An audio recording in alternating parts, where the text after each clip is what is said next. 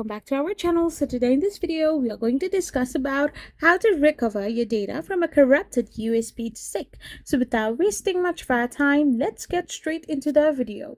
So if you are using your device and you want to recover your data from a corrupted USB stick, you need to simply use the data recovery software like Disk Drill or EaseUS after creating a backup image of the device, as these tools can scan for lost files for less server destruction. So for less severe corruption, you can also try using the CHKDSK utility via the command prompt on your device to scan for and fix errors, or use the built-in error checking tool in the File Explorer under the drive's property if you open your drive stick in your monitor or computer.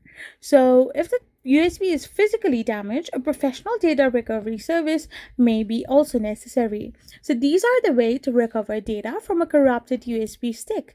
I hope you found this video helpful. So don't forget to hit that subscribe button and do give us a thumbs up.